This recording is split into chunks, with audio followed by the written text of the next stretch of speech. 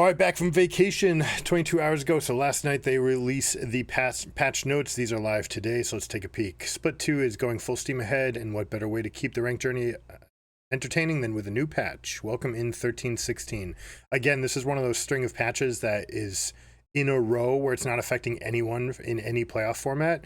So it's largely for the players. You're not going to see as much about like the elite levels of play, unless they missed something from last patch where they're like, nope, this thing is still too good, and because of that we need to change it. So you might see something like Tristana, for example, is on this list. On the Rift side of things, we have some follow-up tweaks to Naafiri, a plan to make Shaco's boxes a bit less magical and annoying. Interesting. Quite a few buffs to a wide variety of champs, and quality of life change for everyone's favorite Void Dad. On the arena front, we've got 44 changes, mainly looking, don't care about that. And then we've got TFT. So here's the highlights.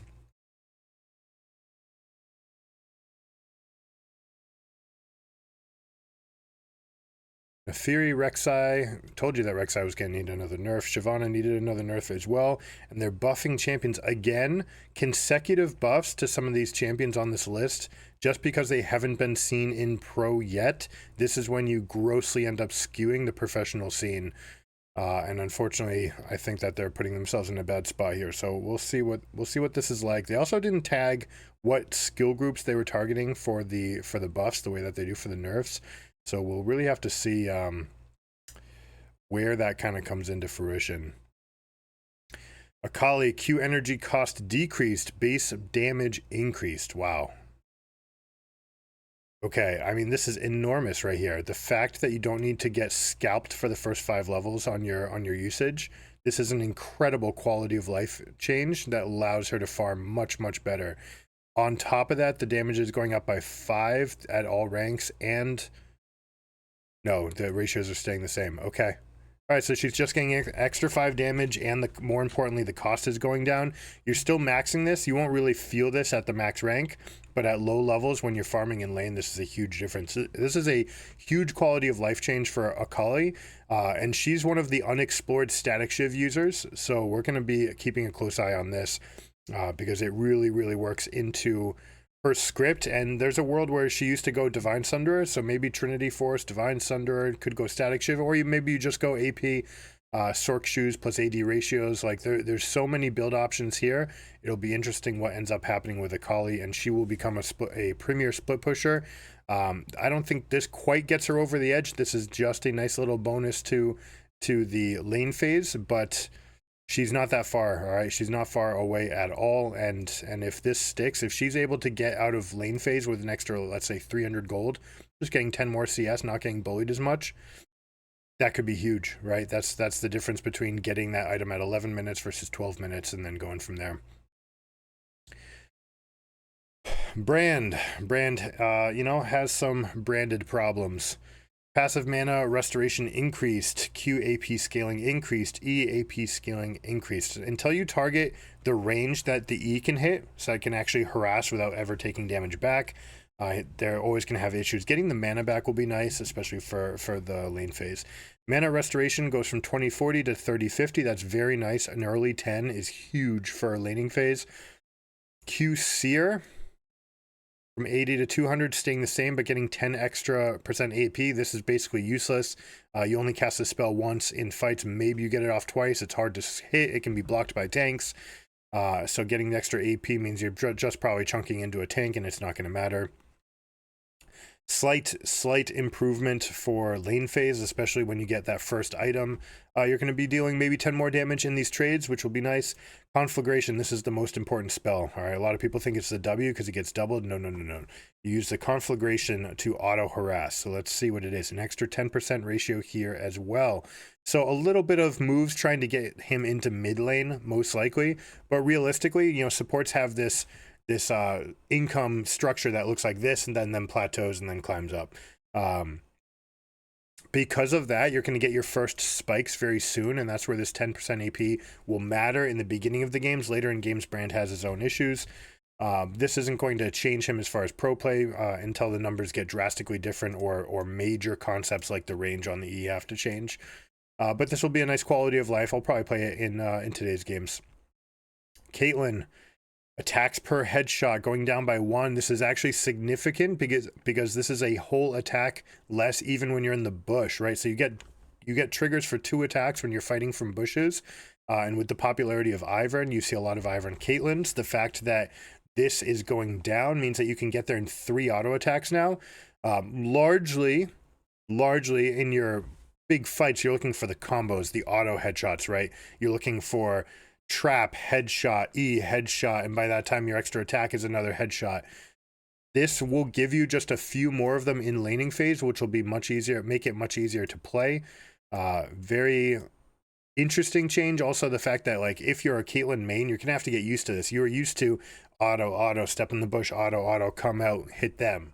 Now it's just slightly different. You get 1 less auto in that exchange, or you do all 3 from the bush, which normally kind of makes you a little bit easy to target. So mains will have to get used to this, I think, but this will generically make her easier to play and have success with. Echo, Q initial base damage increased, slow increased early base what? All right, so Echo I do not think was in a position that needed to get changed. There was a very strong jungler ever since the Nashor's Tooth changes and people realizing that you can go Nashor's Tooth first and just sprint through the entire jungle. The new jungle benefited Echo as much as anybody else. Maybe like Warwick and Trundle were the ones that got it more. Like Echo used to get so low in the jungle and now he just doesn't. All right, he just stays through full clear, fast clear, full health. Like that's my experience with Echo. And now you're just saying we're going to get more of that? Like, hello? Extra 10 damage. This is only on the initial, so the front part, the easier part to hit, 10 extra damage. This will help the jungle clear a little bit. This probably might make the wolf go 1 attack faster. Probably all in all, it's going to make his clear time go down by about 5 seconds. The slow being increased to 40% is massive. This is huge, makes him a huge gank threat. Parallel convergence, shield strength going up by 30. Again, this is best in the jungle when you're just preserving yourself all that amount. In the jungle, though, you tend not to need this, right? The stun outlasts the shield. There are no minions that are ever chewing through this, or monsters, I should say. But it's more about finding that fight, right? You're looking for that fight. Having that extra shield will be very, very nice. Yeah, oh my goodness, Echo. All right, absolutely playing some Echo. Karma isn't quite hitting the bar when it comes to scaling offensively, as she often has to rely on her shields or her less reliable W to contribute in fights post-laning phase.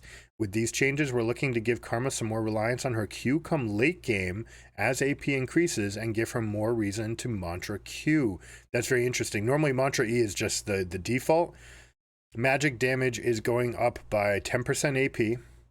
Okay, that's not going to be enough. Ultimate while empowered is going up by 10% AP. Also not going to be enough. Yeah, still Mantra your shield, guys.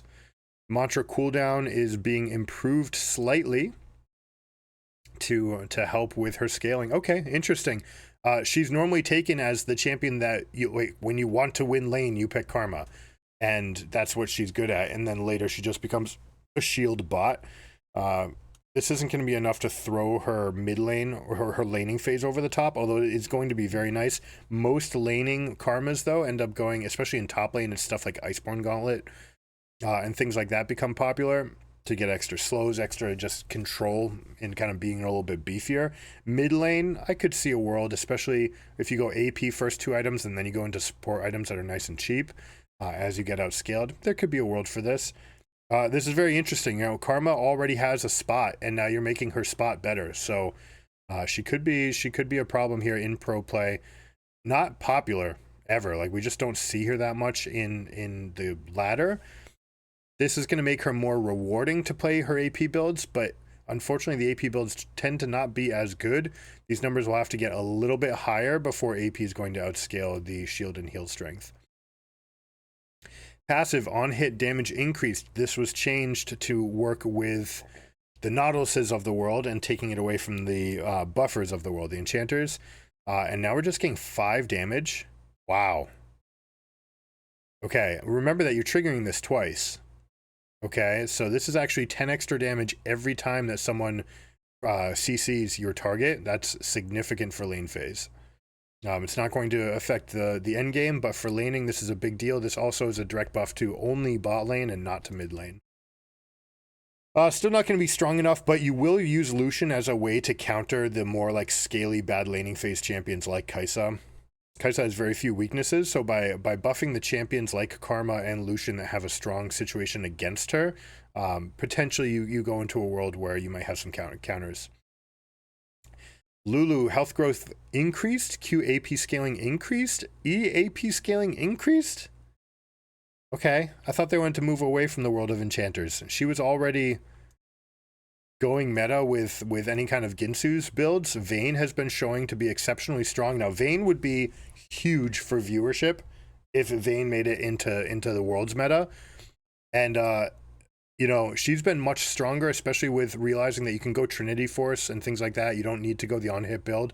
The on-hit items are much less dependent on Vayne, as Vayne is just on like getting good stats, and Triforce is the best at doing that. So I could see a world where this might jettison Lulu up to play with Vayne. You're going to have a really bad laning phase. You're going to have to figure out a way to do that in pro play.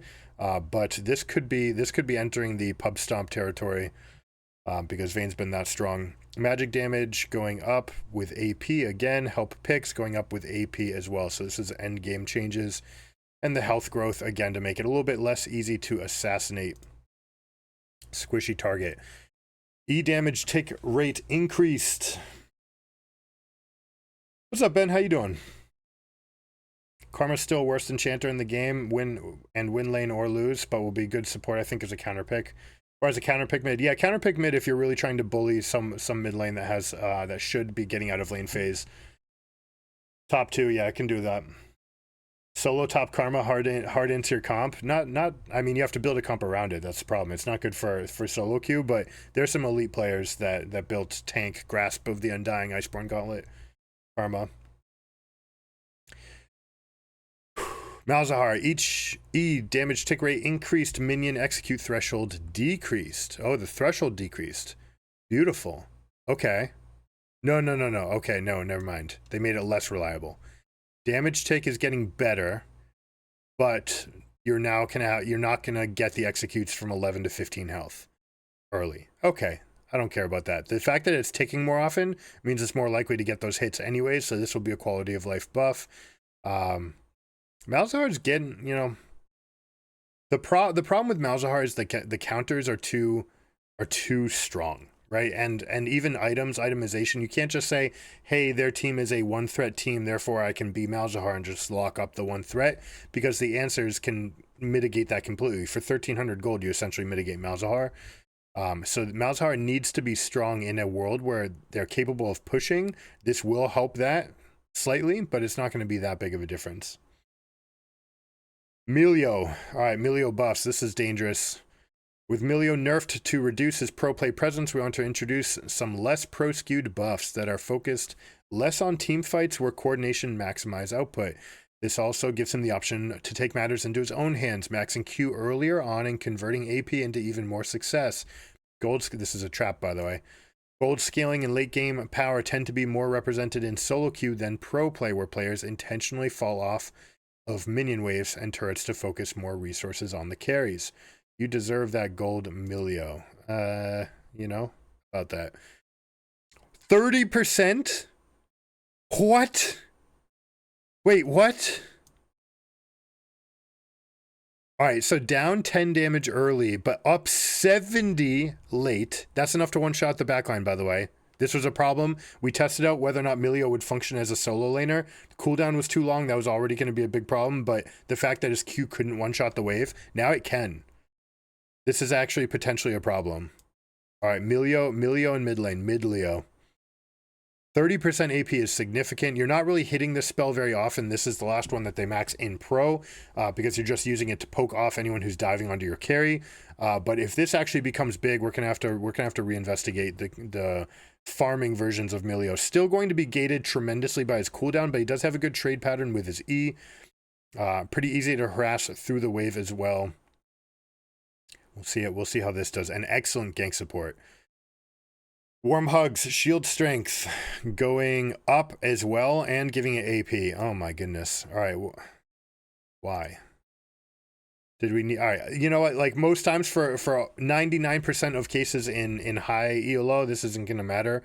because it's still going to be the last one. I'm very curious whether or not this is going to break some thresholds. Naafiri still won't be enough nerfs.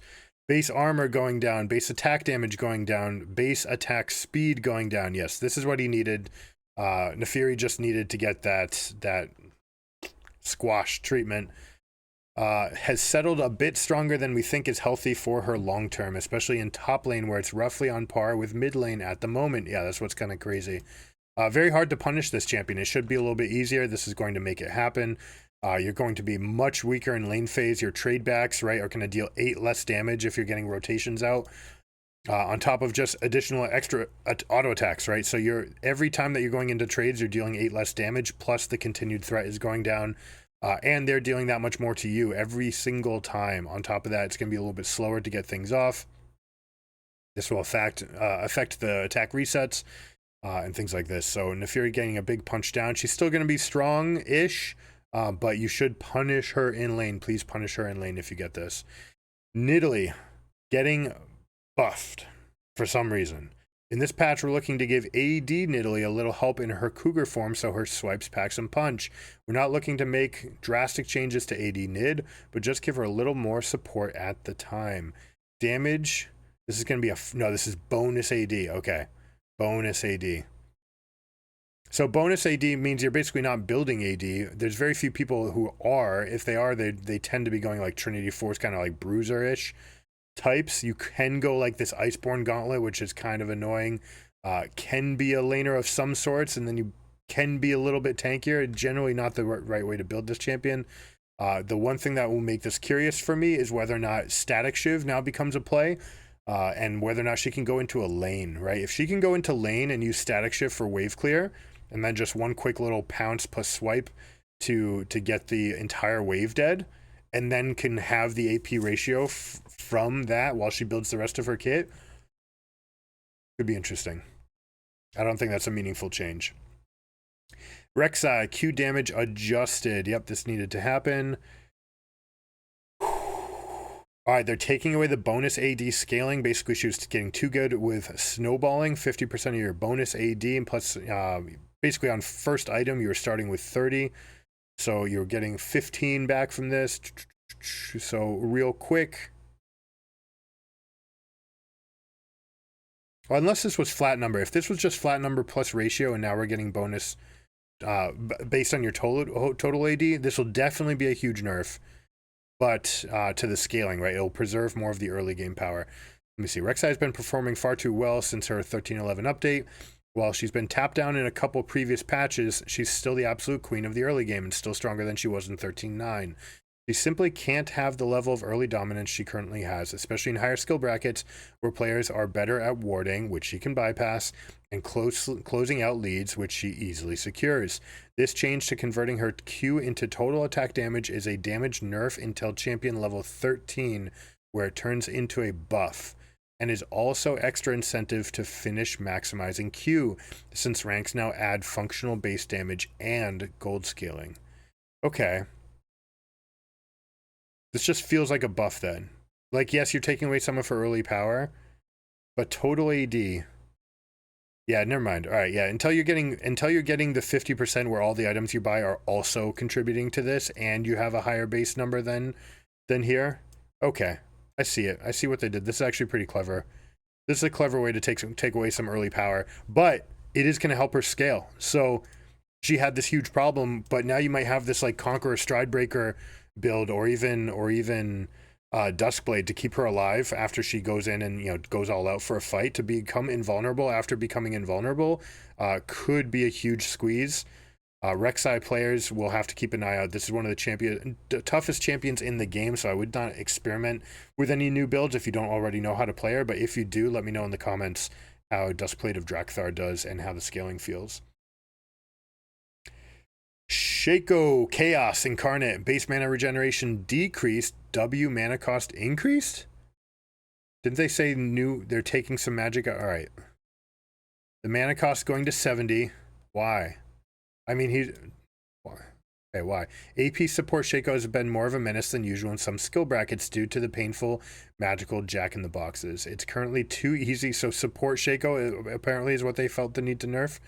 Okay, and base mana. I mean, that's what I was going at. It's like, this isn't going to change his jungle. He's still going to be full mana at all times in the jungle.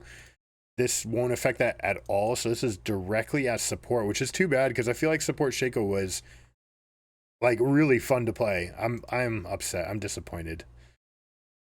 Shyvana still too strong because of the attack. So WAOE on hit damage decreased. Yep, this needed to happen. Shyvana gained a lot of power in 13-14.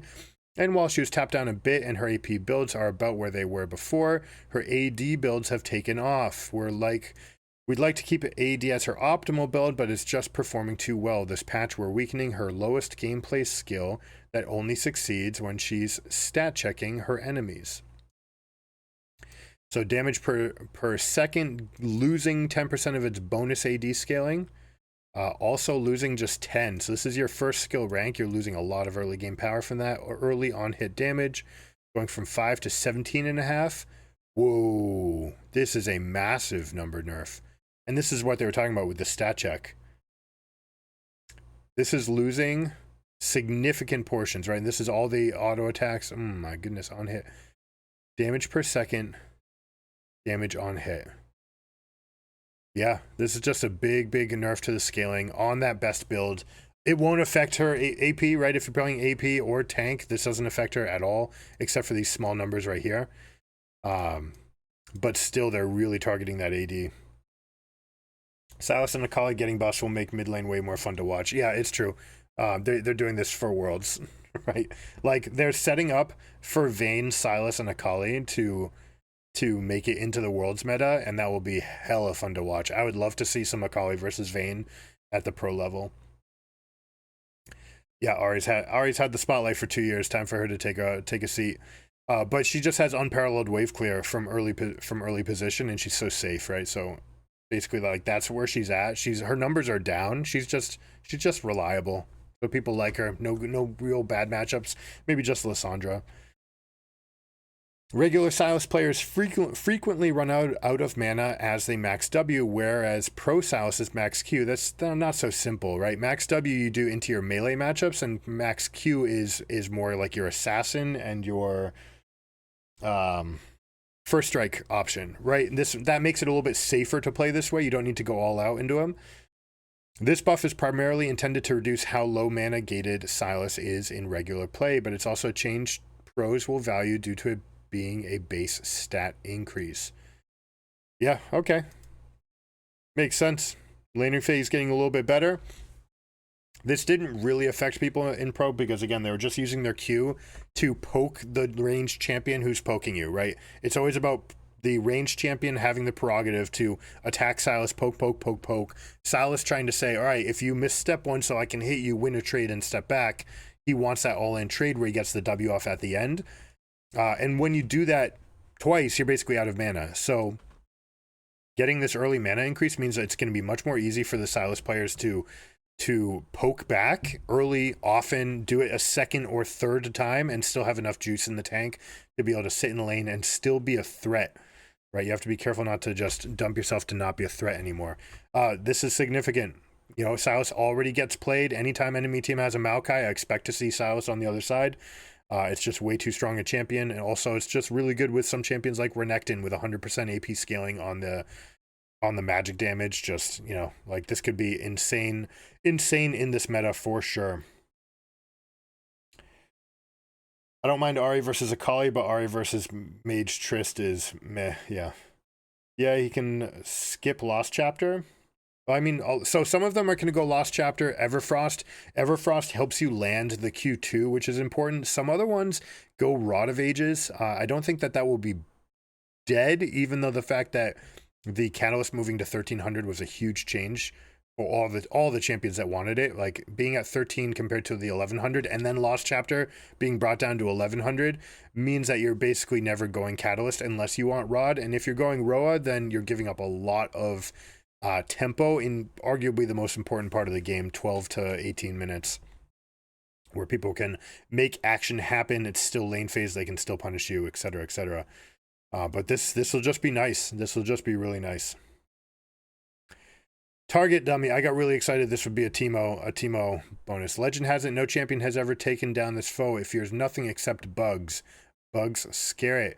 Target dummy recently threw its Teemo hat into the arena, but so far its performance has been not so great. In this patch, we're looking to eliminate Target's dummy's sluggishness by buffing up its movement speed and fixing a few bugs that kept it from being its tanky itself. Although I can guess you can... What? Okay, why did they put this in the Rift? Guys, you don't actually care about your practice tool. Why are you...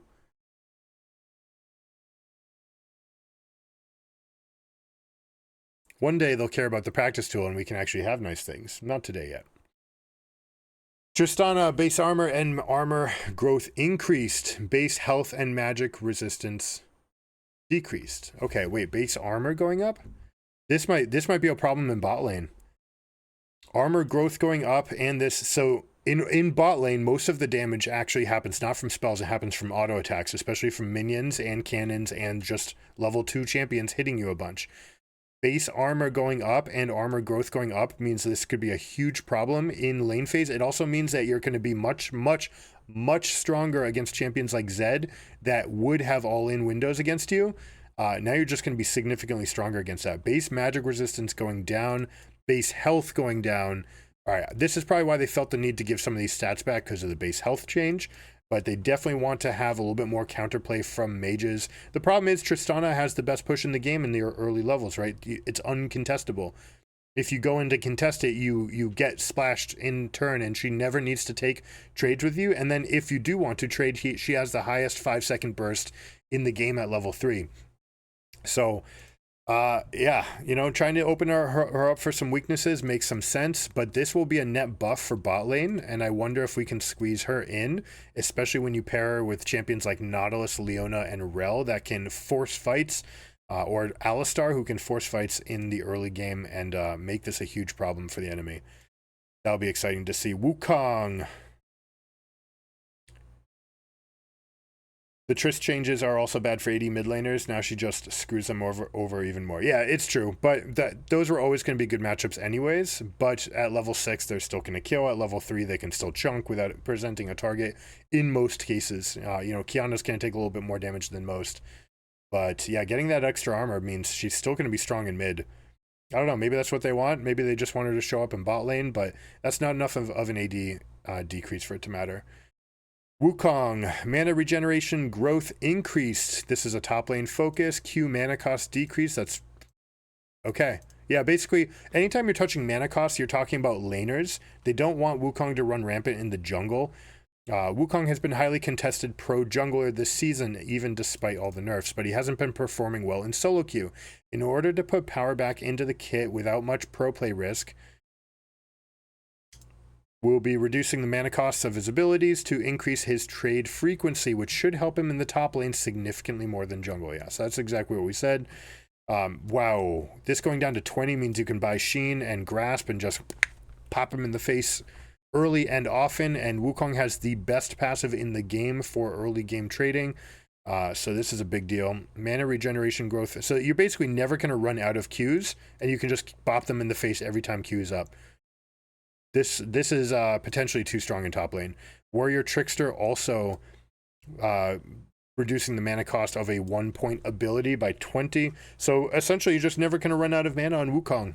This should make for an impressive lane champion, and Wukong top lane is definitely going to be worth trying out. Champion was already stat check central. Yeah, it was all about the passive. He's definitely going to be obnoxious in top lane. That might be... He's a fun champion to play too.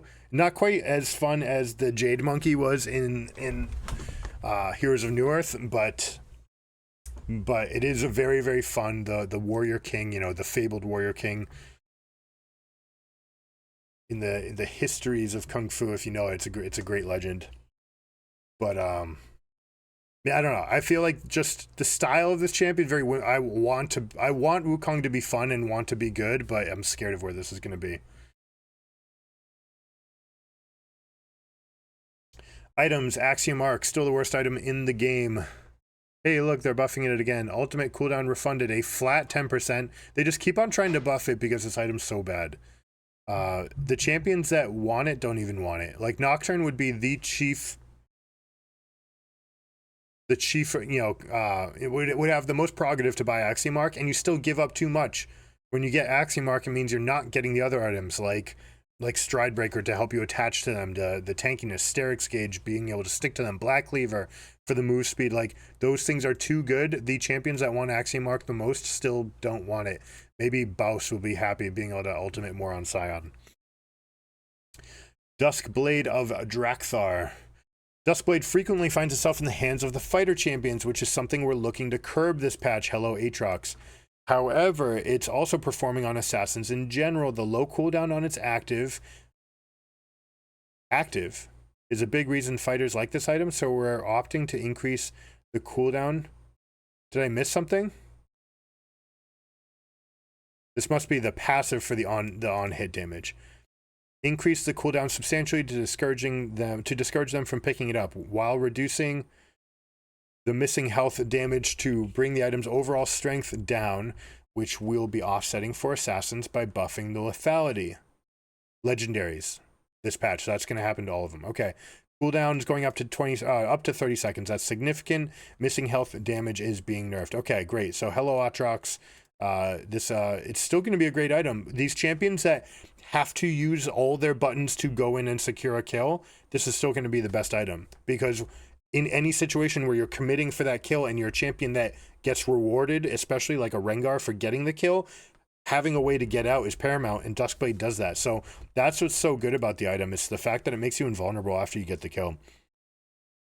Prowler's Claw, current cooldown is a bit too long for a lot of users that would like to pick up this item, so we're lowering the cooldown to help make it a bit more accessible for these champions, while slightly increasing the damage it can provide to make it more worthwhile purchase.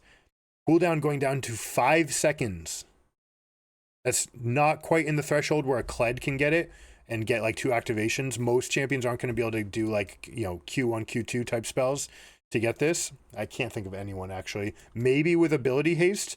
So actually with Cosmic Insight and Ingenious Hunter, you can probably get this number low enough where some champions will be able to get both halves of it. If you're like a Kled, for example, E1 hit, boom, it connects. You wait till the maximum duration, you E2 and you hit again and it gets another Prowler's Claw.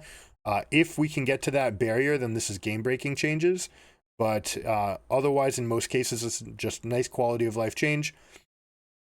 Damage 85, 65, 45. Where's the difference? Melee. This is the range. This is the extra 55% of your bonus AD is going up by 10. And 5 for range. Okay, so you're getting your scaling is improving on this as well. Yeah. Okay, this is nice. This is a really nice stat item. It's one of these items that tends to be win more, but this could be enough of a bonus where you can just use this on your trading patterns, especially like Kled comes to mind, someone who is kind of is in love with Duskblade of Drakthar as well, because it's another way to remount when you're mini. Lethality Kled is kind of jumping to mind right now. It's kind of scary. That could be really good. But all the champions that have your dashes, right, and invisibilities, the Kha'Zixes of the world will like this. It slows them down, keeps them lower down. This could be good enough. Yeah, I'm gonna say this combination right here is just good enough. If you're champion, if you like your champion and you've got darty assassin type vibes, this core right here is going to be a fantastic. Plus the change to Essence Reaver means that you're going to get that huge spike going into the mid game. So I think that all of those champions are just going to get a huge bonus buff up. Like obviously this going down is a problem, right? We don't want these numbers to go down, but this one going up means that you're still going to be fine. You're going to be in a good spot. Serpent's Fang needed more lethality because it's the least purchased item in the game. When it's good, it's great. Even when it's good, people are so, it's so forgotten that they don't get it. But this will be nice. Extra lethality. Help it to be your first purchase of the game is really where you want it, in those lanes where, I don't know, let's say you're playing against Neela Janna or something like that, or Sona Seraphine, okay? Serpent's Fang will be good there. Umbral Glaive is gaining lethality. This is already the best item.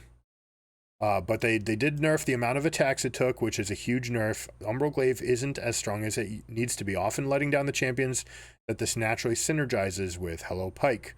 We're giving it a small lethality buff to make it slightly more dangerous in the hand of its users. So this is inherently a Senna buff, a Pike buff. All of your AD supports just got buffed by this. So is Pike going to be strong enough to get in? I don't know. Maybe Pike Tristana has enough early oomph that you can carry this through, and then Tristana has the ability to push waves. Pike could roam. I could see something like that. Senna still has glaring weaknesses. I don't think this is going to put her over the top, and I think honestly she needs to skip this item now that it doesn't one-shot the wards. It's too much of a liability, and you're giving up too much in your build to get it. But Pike will certainly like it, and the big winner as well.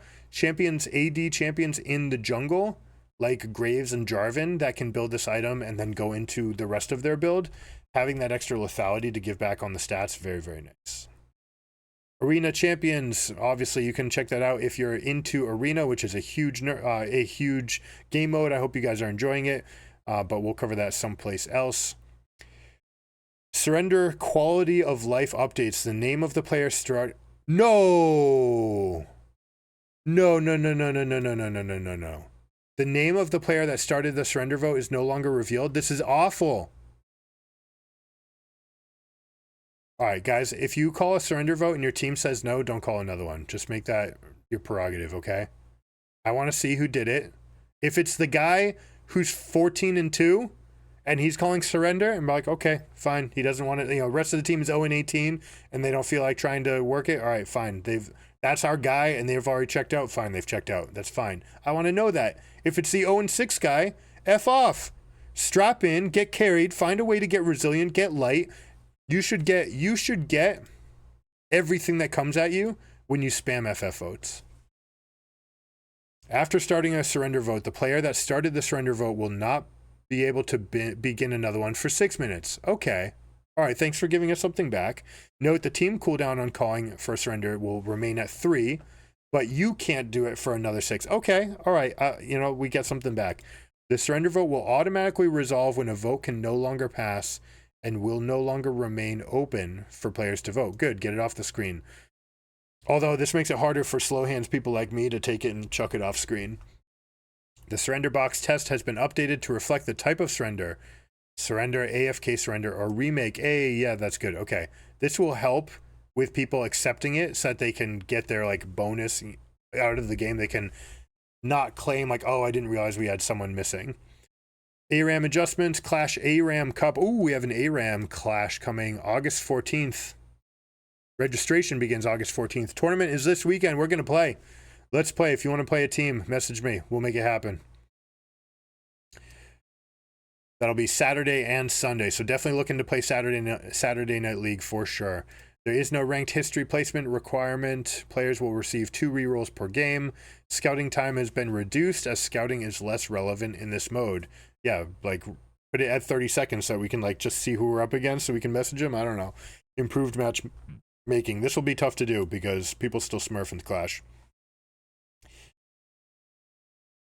Yeah, the 14-2 surrender is GG, my team sucks. It's because they were 8-0 and then they died, and then they were 14-1, and then they're fight goes wrong, they made a mistake, GG, gone. If I'm 14-2, instead of surrendering, I'm going to tab and look at the bounties and just make it my personal goal to cash in on the bounties and then come out where I have 5,000 more gold than anybody else in the game. I'll be on 5 items while you guys are on 3. Let me carry. Everybody get on. Jump in the backpack. Bug fixes, quality of life changes. Always want to check with these ones. Mass disenchanting for shards is now available. Yay. Head to your loot tab to try it out. No. In the item recommender, when hovering over a champion that the item is good against, the recommender will now tell you why it's good against them. Ooh, that's nice. That's very, very nice. This helps the newer player base for sure. Bug fixes, there's always a lot. Make sure to check these for your champion. Some of them can be game breaking, but generally when they're big, they tend to make it into the big patch notes. But see if your champion is here. Skin bug fixes, they're just going to keep on making new skins and making more money off of that. So, power to them. Immortal Journey Kale. Looks like we're getting Spirit Blossom Evolution, right? Like this looks like a Spirit Blossom skin. Immortal Journey Sona. We've got Soraka Shyvana. Shyvana will look pretty cool. Immortal Journey Zeri. We're getting, oh, Prestige Immortal Journey Sona. Okay, hello. I know a few people that are going to be pretty happy for this one. And check it out. This is everything. I will probably be going for that Immortal Journey Sona. Not going to lie. Have some good ones, but, you know, Sona, if we're Sona Seraphine mains here, then we got to make it happen. Hope you guys enjoyed it. If you like this video, please consider liking and subscribing. It helps the channel out a lot. I'll catch you guys next time. Keep it surreal. Peace.